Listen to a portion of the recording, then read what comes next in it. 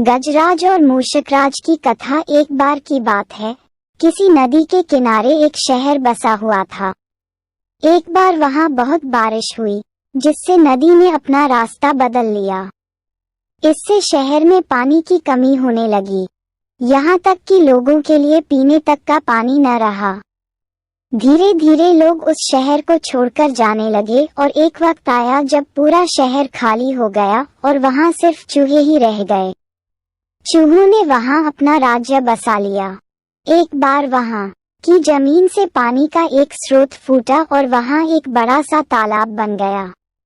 दूसरी ओर उस शहर से कुछ ही दूरी पर एक जंगल था, जहां कई जंगली जानवर रहते थे। उन जानवरों के साथ कई हाथी भी वहां रहते थे, जिनका राजा था गजराज नाम का हाथी। एक बार की बात है, वहां भयानक सूखा पड़ा। सभी जानवर पानी के लिए हाहाकार मचाने लगे। भारी भरकम हाथियों की भी बुरी हालत हो चुकी थी।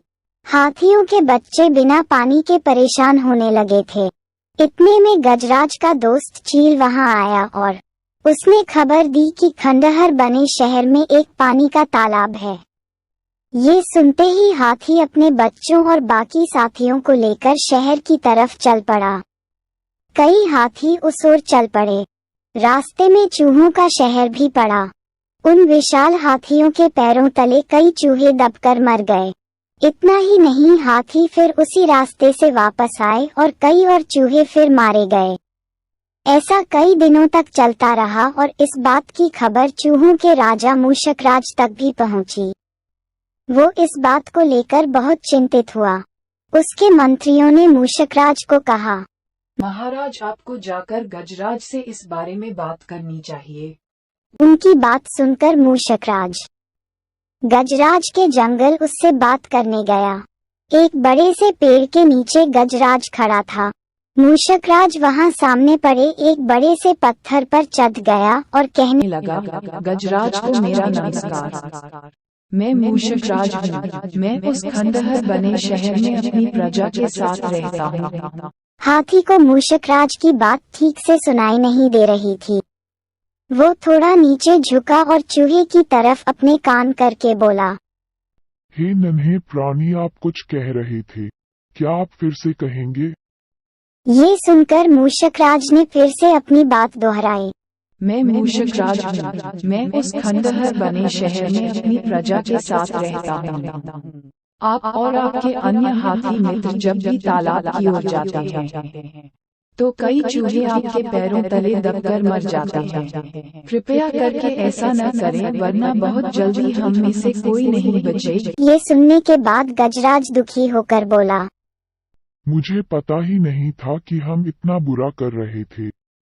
हम तालाब तक जाने के लिए कोई और रास्ता ढूंढेंगे। ये सुनते ही चूहा बहुत खुश हुआ और बोला, गजराज, आपने मुझ जैसे छोटे से प्राणी की बात सुनी। मैं आपका आभारी हूँ। भविष्य में कभी भी अगर आपको किसी मदद की जरूरत हो तो मुझे जरूर बताएं। गजराज ने मन में सोचा कि यह इतना छोटा सा जीव मेरे किस काम आएगा। इसलिए उसने चूहे को मुस्कुराकर विदा किया। कुछ दिनों तक सब कुछ ठीक चल रहा था कि एक बार पड़ोसी देश के राजा ने अपनी सेना को मजबूत करने के लिए हाथी रखने का फैसला किया। राजा के मंत्री और उनकी सेना ने जंगल में कई हाथी पकड़े। हाथियों के पकड़े जाने की चिंता गजराज को सताने लगी। एक रात गजराज इसी चिंता में जंगल में टहल रहा था कि अचानक उसका पैर सूखी पत्तियों में छिपाए जाल पर पड़ा और वो जाल में फंस गया। हाथी जोर जोर से चिंघाड़ने लगा, लेकिन कोई उसकी मदद के लिए नहीं आया। इसी बीच एक भैंस ने हाथी की आवाज सुनी। वो गजराज का बहुत आदर सम्मान करता था, क्योंकि एक बार गजराज ने भैंस को गड्ढे से निकालकर उसकी जान बचाई थी।